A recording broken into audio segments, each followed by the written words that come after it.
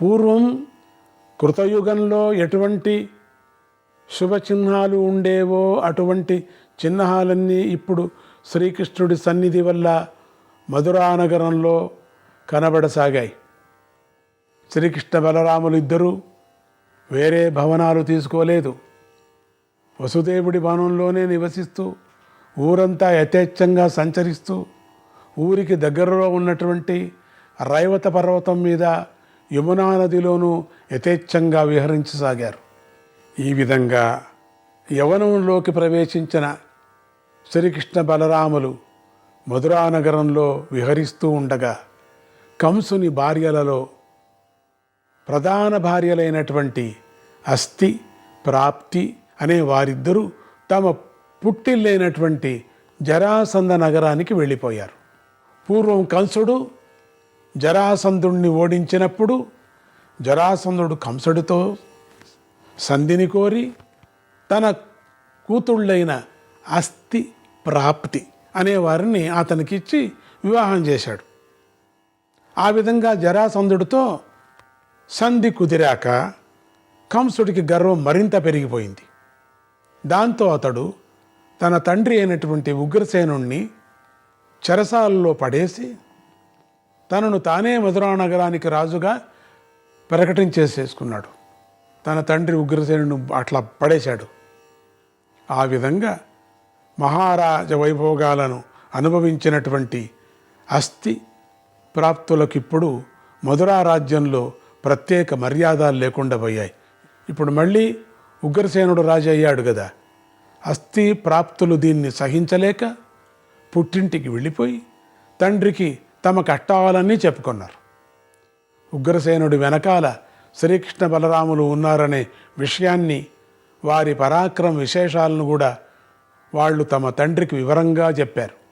అన్నీ విన్న జరాసంధుడు అగ్నిజ్వాలలాగా మండిపడి తన మంత్రులను, సామంతులను, స్నేహితులను అందరినీ సమకూర్చుకొని మధురానగరం మీదికి దండెత్తాడు.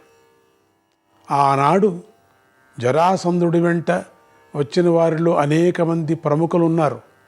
ఉదాహరణకు వినండి పేర్లు: కురుష దేశాధిపతి దంతభక్తుడు, చేది దేశాధిపతి శిశుపాలుడు, కళింగ దేశాధిపతి పౌండ్రక వాసుదేవుడు, సాంకృతి దేశాధిపతి కౌశికుడు, కుండిన దేశాధిపతి భీష్మకుడు, ఇతని కొడుకు రుక్మి, ధృతరాష్ట్రపుత్రులైనటువంటి దుర్యోధనలు, ఇలా వందల మంది రాజులు ఉన్నారు.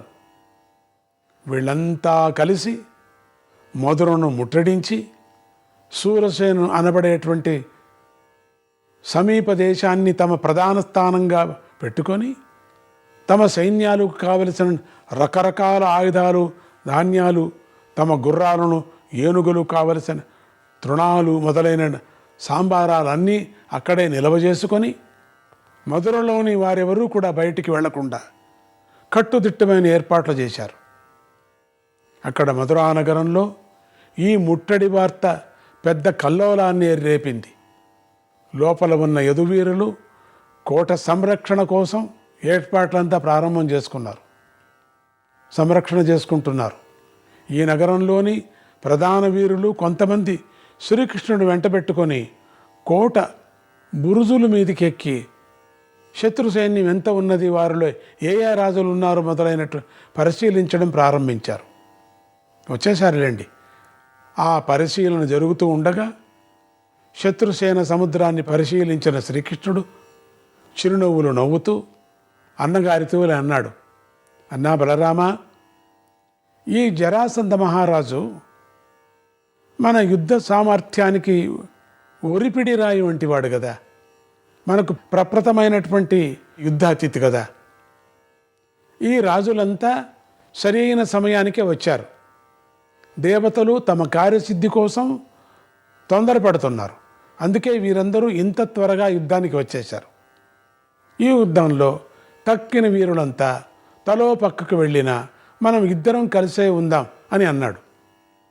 ఇక్కడ యాదవ వీరులు ఇలా శత్రుబల పరిశీలన జరుపుతూ ఉండగా అక్కడ జరాసంధుడు తన సామంతులైన ప్రధాన రాజులందరినీ సమావేశపరిచి వారికి యుద్ధ సంబంధమైనటువంటి ఆజ్ఞలను జారీ చేయటానికి సిద్ధపడ్డాడు. కానీ సైనికుల గోలలో ఆ మాటలు ఎవరికీ వినిపించడం లేదు. అందువల్ల కొంతమంది వృద్ధ సైనికులు లాఠీలు చేతపట్టుకొని గుర్రాలు ఎక్కి తమ సేనాల బారుల్లో గిరగిరా తిరుగుతూ నిశ్శబ్దం నిశ్శబ్దం అంటూ హెచ్చరికలు జారీ చేశారు. ఆ సముద్ర ఘోష ఆగిపోయినట్లుగా సేన ఘోష ఒక్కసారిగా ఆగిపోయింది. అక్కడ నిశ్శబ్దం తాండవించింది. అప్పుడు జరాసంధ చక్రవర్తి గంభీర స్వరంతో ఇలా ప్రసంగించసాగాడు. ఓ మహారాజులారా, సేనాపతులారా, సైనికులారా, ఇప్పుడు మనమందరం మధురా నగరానికి 4 పక్కల ఏకకాలంలో ముట్టడి చేయాలి. మన దగ్గర రథాలు, అశ్వాలు, గజాలు, కాలుబండ్లు అనేటువంటి 4 రకాల సైన్యాలు సుసంపన్నంగా ఉన్నాయి. మీరంతా ఇప్పుడు క్రమపద్ధతి ప్రకారంగా మధురాపురి యొక్క 4 దిక్కులు కూచారండి. 4 ప్రక్కల రాళ్లను విసిరి కోటగోడలను కూల్చివేసే శతఘ్ని యంత్రాలను తగిన ప్రదేశాలతో పటిష్టంగా ఏర్పాటు చేసుకోండి. చేతులతో ధరించే ఆయుధాలను, శత్రువుల మీదకి విసిరేసే ఆయుధాలను బళ్ళ మీద, రథాల మీద సిద్ధం చేసుకోండి. మనం కోటగోడ దగ్గరకు చేరాక అవసరమైతే కోటగోడను తవ్వేందుకు వీలుగా పలుగులు, పారలు మొదలైన పనిముట్లను దగ్గర ఉంచుకోండి. దాడి ఈవాళే ప్రారంభమవుతుంది. కోట లోపల శ్రీకృష్ణ బలరాములనే 2 గర్విష్ఠులైన మహావీరులున్నారు. నేను వాళ్ళిద్దరినీ సంహరించేదాకా ఈ ముట్టడి ఆగటానికి వీలులేదు. ఆయా రాజులు ఎప్పటికప్పుడు నా ఆజ్ఞలను అందుకొని దానికి తగ్గట్టుగా తమ సైన్యాన్ని క్రమశిక్షణ ప్రకారంగా నడిపించుకోవాలి. ఇక ఎవరెవరు ఏ దిక్కుకు వెళ్ళాలో చెబుతాను, జాగ్రత్తగా వినండి. మధురరాజు శల్యుడు, కళింగరాజు కృతయువు, కురుషరాజు దంతవక్త్రుడు మొదలైన వారు కోటకు పశ్చిమ భాగానికి వెళ్ళాలి. విదర్భరాజు సోమకుడు, భోజరాజు రుక్మి మొదలైన వారు కోటకు ఉత్తర భాగానికి చేరాలి. శకుని పుత్రుడైన ఉలూకుడు, అంశుమంతుడి పుత్రుడైన ఏకలవ్యుడు, విదీశరాజు వామదేవుడు మొదలైన వారు కోట తూర్పు భాగానికి వెళ్ళాలి. నేను చేదీరాజైన శిశుపాలుడు, మహావీరుడైనటువంటి దరదరుడు మొదలైన వారంతా కోట దక్షిణ భాగానికి చేరుతాం. ఈ విధంగా కోటను 4 పక్కల చుట్టుముట్టి అందరూ ఒకేసారి కోట మీదికి పీల్చుకుపడాలి. ఈ యుద్ధం మామూలు యుద్ధం కాదు. ఏదో రాజును గెలిచామంటే సరిపోదు. మధురా నగరం మొత్తము నేలపాలైపోవాలి. ఇదే నా ఆజ్ఞ అన్నాడు జరాసంధుడు. జరాసంధుడు వీరావేశంతో చేసినటువంటి ఈ ప్రసంగానికి సేనా సముద్రంలో ఉత్సాహం మరోసారి వెల్లుపుకింది. కోట లోపల యాదవ సైన్యం యొక్క సంఖ్య చాలా తక్కువగా ఉంది. బయట జరాసంధుడి సైన్యం మహాసముద్రంలాగా ఉంది. అయినా సరే శ్రీకృష్ణుడి నాయకత్వంలో యదువీరులు నిర్భయంగా ఉండి తమ సైన్యాన్ని వ్యూహలుగా ఏర్పాటు చేసుకొని ఎదురుదాడికి సిద్ధమయ్యారు. జరాసంధుడు కోటకు దక్షిణ భాగాన ఉన్నాడని గమనించిన శ్రీకృష్ణ బలరాములిద్దరూ కోట దాటి అటువైపే యుద్ధరంగంలోకి సింహ కిషోరాల్లాగా దూకేశారు. 2 రథాల మీద పూర్ణ కవచదారులై శ్రీకృష్ణ బలరాములు యుద్ధరంగ ప్రవేశం చేసేసరికి వారి కాంతిని జరాసంధ సైన్యం ఒక్కసారిగా బెదరి ఒళ్ళు జలధరించిపోయినట్టయింది. మళ్ళీ సర్దుకుంది. ఇటు యాదవ వీరుల్లో యుద్ధావేశం ఉవ్వెత్తున పొంగింది. యుద్ధరంగంలో శ్రీకృష్ణ బలరాములు విజృంభించి సంచరిస్తూ ఉంటే సింహాన్ని చూసిన జింకల్లాగా ఎదుటి వీరులు వెనక్కు పరుగులు తీయసాగారు. అయినా కూడా ఎదుట వారి దగ్గర ఆయుధ సంపద అపారంగా ఉంది. శ్రీకృష్ణ బలరాముల దగ్గర ఆయుధాలు తక్కువ సంఖ్యలో ఉన్నాయి. అన్నా ఆయుధాల సారం కూడా తక్కువ కనిపిస్తుంది. దాంతో అన్నదమ్ముల ఇద్దరికీ కూడా ఒకేసారి ఒక ఆలోచన వచ్చింది. మా పురాతన ఆయుధాలు మా చేతుల్లోకి వచ్చుగాక అని స్మరించారు. తక్షణమే దివ్యమైన ఆయుధాలు కొన్ని బలరామకృష్ణుల ముందర ఆకాశం నుంచి కింద పడ్డాయి. ఆ ఆయుధాలు కింద పడుతూ ఉంటే మామూలు లోహ ఆయుధాలలాగా లేవు, ఆయుధ దేవతలే దిగి వచ్చినట్లుగా ఉంది. అలా వచ్చిన ఆయుధాల్లో మొదటిది సంవర్తకము అనే నాగలి. అది క్రిందికి దిగుతూ ఉండగానే బలరాముడు తన కుడి చేతిలో ఒడిసి పట్టుకున్నాడు దానికి వెనువెంటనే సౌనందము అనే పేరు గల రోకలి ఆయుధం, ముసల ఆయుధం కిందికి దిగింది. దీన్ని బలరాముడు తన ఎడమ చేత్తో పట్టుకున్నాడు. దాని తర్వాత శార్గము అనేటువంటి దివ్య ధనస్సు క్రిందికి దిగింది. దాన్ని శ్రీకృష్ణుడు కుడి చేత్తో ఒడిసి పట్టేసుకున్నాడు. ఇంతలో కౌమోదకి అనే భయంకరమైనటువంటి గద కిందికి దిగింది. దాన్ని శ్రీకృష్ణుడు తన ఎడమ చేత్తో పట్టుకున్నాడు. ఈ 4 దివ్యాయుధాల చేతుల్లోకి వచ్చేసరికి శ్రీకృష్ణ బలరాములు ఇద్దరూ దేవతామూర్తుల్లాగా వెలిగిపోయారు. వారిద్దరూ సంతోషంగా ఒకరినొకరు చూసుకున్నారు. మరింత దూకుడుగా యుద్ధ రంగంలో విజృంభించారు. బలరాముడు తన నాగలితో శత్రువుల రథాలను, ఏనుగులను గుచ్చి దూది పింజల్లాగా ఆకాశంలోకి ఎత్తేసి తన ఎడమ చేతిలోని ముసలాయుధంతో ఆ రథాలను, ఏనుగులను, వాటి మీద వీరులను నుగ్గు నుగ్గు నుగ్గు నుగ్గు చేసి పారవేస్తున్నాడు. ఆ దాటికి తట్టుకోలేక జరాసంధ పక్షరాజులు బలరాముడికి వెన్నుచూపి పరుగెత్తుతూ జరాసంధుడి వెనకాలకి చేరారు. జరాసంధుడు వాళ్ళ పిరికితనాన్ని చూసి చీచి చీచి, ఇదేనా మీ పరాక్రమం? నేను ఎంత ఉపన్యాసం చేశాను మీ దగ్గర. యుద్ధరంగంలో క్షత్రియ వీరులు వెనక్కు పరిగెత్తుతూ అది పాపమని మీకు తెలియదా? ఇట్లా మరి యుద్ధం లేకోకుండా చేస్తున్నారు మీరు. చూడండి, పోని ఏం చేయొద్దండి, చేస్తే కదా అట్లా చూడండి. నేనే ముందుకు దూకి ఆ శ్రీకృష్ణ బలరాములు ఇద్దరిని యమపురికి పంపించి చూపిస్తాను అంటూ మహోగ్రుడై బలరాముడి మీదికి దూకాడు. ఇంతలో శ్రీకృష్ణుడు తన రథం వేగంతో ముందుకు దూకి వచ్చి జరాసంధుడి మీదికి బాణాలు కురిపించేశాడు. ఆ దాటిలో జరాసంధుడి గుర్రాలు నేలకు కూలాయి. జరాసంధుడు గొప్ప సంఘటనలో పడ్డాడు. ఇది గమనించిన చిత్రసేనుడు అనే రాజు, అతని సేనాపతి అయినటువంటి కౌశికుడు అనేటువంటి వీరుడు జరాసంధుడికి అండగా నిలబడ్డాడు. శ్రీకృష్ణుడి మీదకి, బలరాముడి మీదకి కూడా బాణాలు కురిపించారు. ఈలోగా బలరాముడు కౌశికుడికి ధనస్సును విరిచేశాడు. ఇంతలో జరాసంధుడు కోలుకొని మరో రథం ఎక్కి బలరాముడి మీదకి విరుచుకబడ్డాడు. బలరాముడు వెంటనే ఒక గద తీసుకొని జరాసంధుడి రథపు గుర్రాలను నేల కూల్చేశాడు. దాంతో జరాసంధుడు ఒక గద తీసుకొని బలరాముడి మీదకి దూకేశాడు.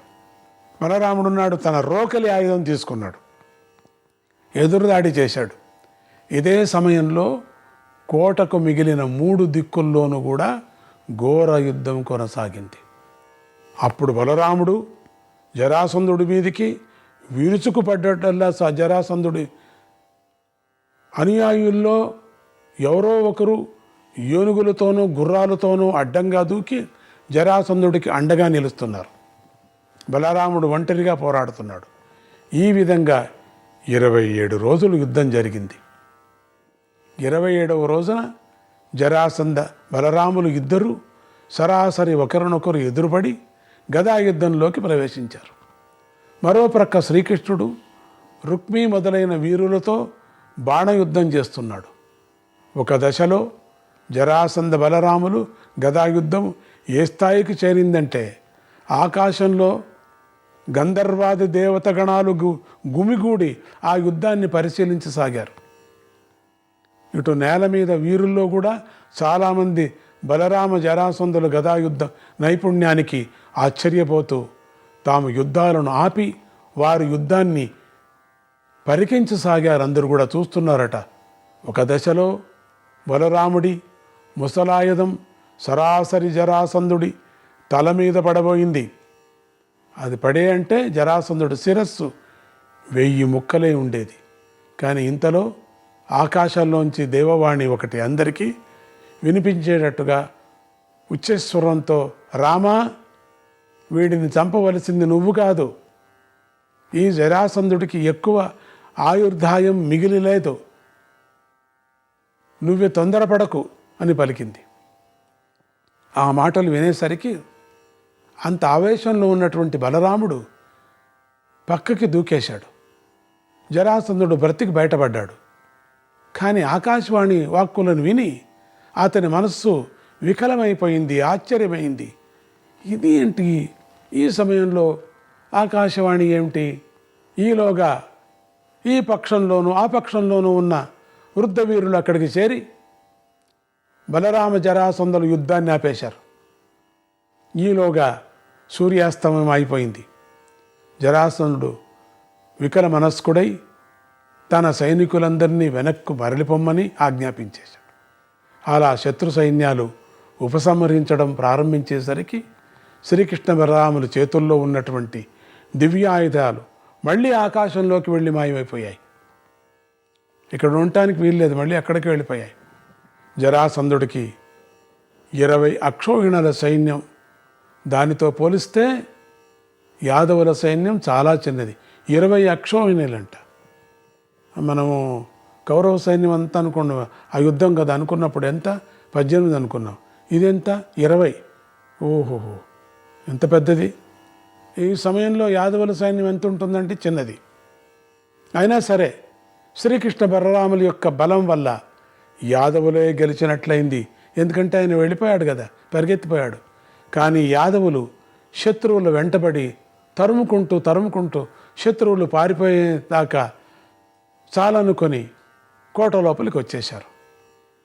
కోట మాత్రం చెక్కు చెదరకుండా అట్లే ఉంది. శ్రీకృష్ణ బలరాములిద్దరూ మధురా నగరంలో మామూలుగా నివసించసాగారు.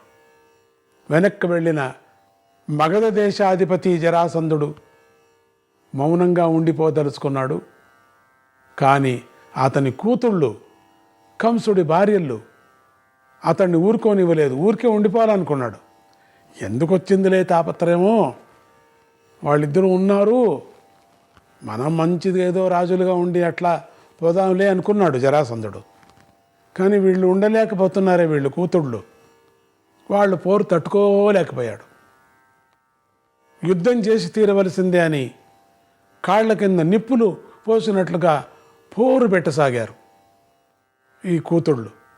అందువల్ల జరాసంధుడు మళ్ళీ సైన్యాన్ని పోగు చేసుకున్నాడు. మళ్ళీ మధుర మీదికి దాడి చేశాడు. మళ్ళీ శ్రీకృష్ణ బలరాములు విజృంభించారు. యాదవుల సైన్యం చిన్నదైనా మళ్ళీ జరాసంధుడే ఓడిపోయాడు. కానీ యాదవులు జరాసంధుణ్ణి చంపలేకపోయారు. ఎందుకంటే చెప్పాను కదా, ఆ శరీరవాణి ఆకాశవాణి అన్నాము కదా. జరాసంధుడు శ్రీకృష్ణ బలరాములను చంపలేకపోయాడు. రెండోసారి ఓడిపోయిన జరాసంధుడి పట్టుదల తగ్గలేదు. మళ్ళీ పోరు పెట్టారు వీళ్ళు. ఇలా ఇతను ఎన్ని మాటలు, 17 సార్లు మధురా మీదికి దండెత్తాడు. మధుర మీదికి 17 సార్లు, 17 సార్లు ఓడిపోయాడు, పారిపోయాడు కూడా. ఏమి దీంట్లో రహస్యం ఉందో తెలీదు. జరాసంధుడు 18వసారి కూడా మధురా మీదికి దండెత్తి రాబోతున్నాడనే వార్త మథురా నగరానికి చేరింది.